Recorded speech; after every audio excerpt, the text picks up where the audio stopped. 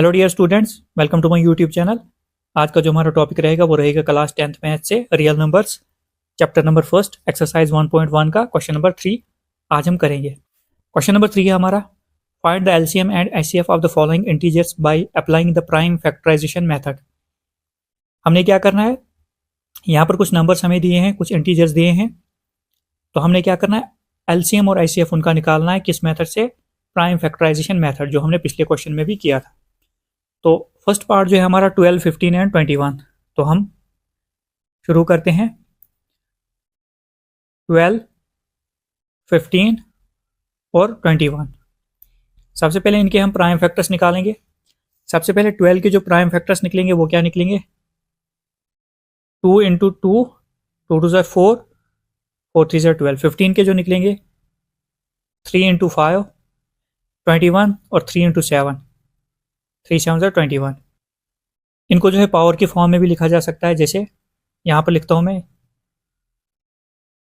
2 की power 2 multiply by 3। तो इनकी पावर 1 1 है, इसको मैं ऐसे ही रखता हूँ।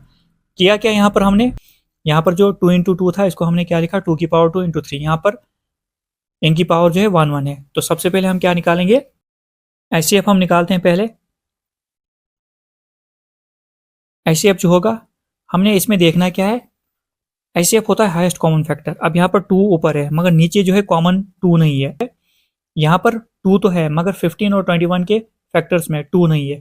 तो ऐसे अगर आगे चलोगे, यहाँ पर 3 है, यहाँ पर 3 है, यहाँ पर भी 3 है, तो ये आ गया हमारा 3 3 3 और कोई भी कॉमन नहीं है तीनों में। तो इसका एचसीएफ जो आएगा वो कितना होगा, एचसीएफ जो होगा वो 3 ही होगा।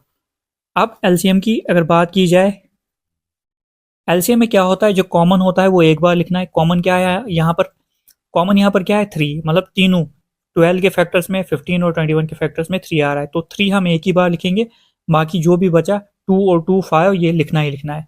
तो सबसे पहले हम क्या करेंगे, एलसीएम में क्या करेंगे, 2 2 बार है तो ये तो लिखना ही लिखना है। 2 की पावर 2 हमने लिखा इंटू, उसके बाद 3 जो है ये कॉमन तीनों में, ये एक ही बार लिखा जाएगा। 3 इंटू, उसके बाद 5 और 7 ये भी लिखा जाएगा, 5 इंटू 7।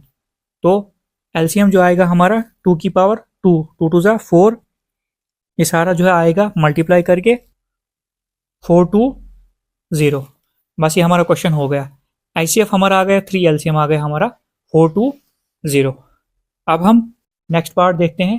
अब हम सेकंड पार्ट देखते हैं। 17, 23 और 29 का एलसीएम और एचसीएफ हमने निकालना है। तो हम लिखते हैं, सबसे पहले हम लिखेंगे 17, उसके बाद 23, उसके बाद 29।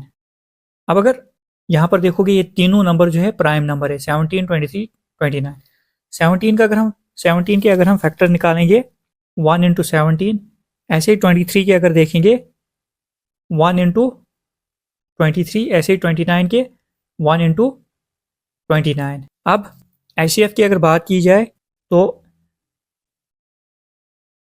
एचसीएफ जो होगा, अब यहाँ पर 17, 23 और 29 में कॉमन क्या है, सिर्फ 1 1 1। तो एचसीएफ यहाँ पर, एचसीएफ जो होगा यहाँ पर कितना होगा, 1 होगा, क्योंकि 17, 23 और 29 जो है के फैक्टर्स में जो है 1 ही एक ऐसा नंबर है जो कॉमन है। तो एचसीएफ क्या होगा, 1 होगा। एलसीएम की अगर बात की जाए, 17 को मल्टीप्लाई करना है। एलसीएम जो होगा वो क्या होगा, 17 मल्टीप्लाई बाय 23 मल्टीप्लाई बाय 29, ये मल्टीप्लाई करके कितना आएगा। एलसीएम में हम क्या करते हैं, कॉमन जो होता है वो एक बार लिखते हैं, बाकी जो बचे उनको भी लिखते हैं। तो यहाँ पर 17, 23, 29 को मल्टीप्लाई करने पर आया 1339। तो ये आ गया आपका एचसीएफ और एलसीएम। अब हम नेक्स्ट पार्ट देखते हैं। नेक्स्ट जो पार्ट है हमारा वो है 8। सबसे पहले हम क्या करेंगे, 8, उसके बाद 9 के फैक्टर्स निकालेंगे, उसके बाद 25 के फैक्टर्स निकालेंगे। अब इनके प्राइम फैक्टर्स निकालना जो है बिल्कुल आसान है। 8 जो है 2 की पावर 3 होता है, मतलब 2 इंटू 2 इंटू 2। 9 जो होता है वो 3 इंटू 3। उसके बाद 25 जो होता है वो 5 इंटू 5 होता है। तो सबसे पहले हम क्या करेंगे, आईसीएफ लेंगे। अब यहाँ पर अगर देखोगे, अगर 8 के फैक्टर देखो प्राइम फैक्टर्स, 9 के प्राइम फैक्टर्स देखो, 25 के प्राइम, इनमें कॉमन कुछ नहीं, तो आईसीएफ क्या होगा, 1 होगा। तो यहाँ पर अगर लिखना चाहो तो लिख भी सकते हो 1 इंटू 1 इंटू 1। इन तीन फैक्टर्स में कोई कॉमन नंबर नहीं आ रहा है, तो एचसीएफ जो होगा वो क्या होगा, 1 होगा। अब एलसीएम जो होगा, ये जो नंबर है ये सारे मल्टीप्लाई होंगे। 2 2 2 3 3, मतलब 2 की पावर 3 मल्टीप्लाई 3 की पावर 2 इंटू 5 की पावर 2।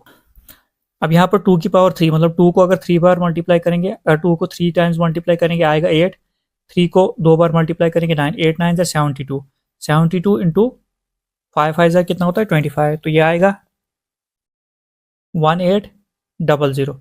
आईसीएफ जो आ गया 1 आ गया, एलसीएम 1800 आ गया। तो ये आपका क्वेश्चन नंबर 3 था, ऐसे ही करना था।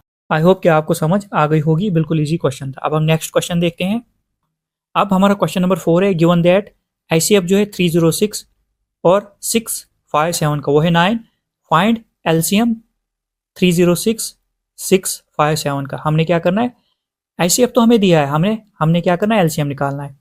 तो अब हम क्या करेंगे, सबसे पहले टू गिवन नंबर्स जो है हमारे पास वो क्या क्या है, एक तो है 306, दूसरा है 657। आईसीएफ क्या है, आईसीएफ जो दिया है हमें वो दिया है इन दो नंबर्स का, वो कितना दिया है 9, और एलसीएम जो है वो क्या है, वो हमें निकालना है, एलसीएम हमने निकालना है। अब हमें पता है वी नो दैट, हमें ये पता है जो हमने इंट्रोडक्शन में देखा था, एलसीएम मल्टीप्लाई बाय आईसीएफ जो होता है वो होता है product of the two numbers. अब एलसीएम तो हमें पता नहीं है, तो एलसीएम की जगह हम सीधे एलसीएम ही लिखते हैं। एलसीएम आईसीएफ हमें पता है कितना है 9, product of the two numbers मतलब जिसका आईसीएफ और एलसीएम हमने निकालना है। तो 306 इंटू 657, तो यहाँ एलसीएम हम ऐसे रखते हैं, 9 यहाँ पर मल्टीप्लाई में, उस साइड जाएगा डिवाइड, 306 इंटू 657 डिवाइडेड बाय 9। यहाँ पर ये जो रिड्यूस होगा, 9 3 ज़ा 27, 9 4 ज़ा 36, 9 34 ज़ा होता है 306, तो एलसीएम जो आएगा वो क्या आएगा 34 मल्टीप्लाई बाय 657, तो एलसीएम जो आएगा हमारा 34 इंटू 657 वो आएगा 22338। ये आ गया आंसर, हमारा आंसर आ गया। अगर यहाँ पर आईसीएफ दिया हो तो एलसीएम निकालना होता, तो तब भी यही इसी मेथड से हमने करना था। आई होप कि आपको समझ आ गई होगी क्वेश्चन की। अगर आपको क्वेश्चन की समझ आ गई तो चैनल को सब्सक्राइब कीजिए, लाइक कीजिए, शेयर कीजिए, और नेक्स्ट वीडियो में हम जो है नेक्स्ट क्वेश्चन करेंगे।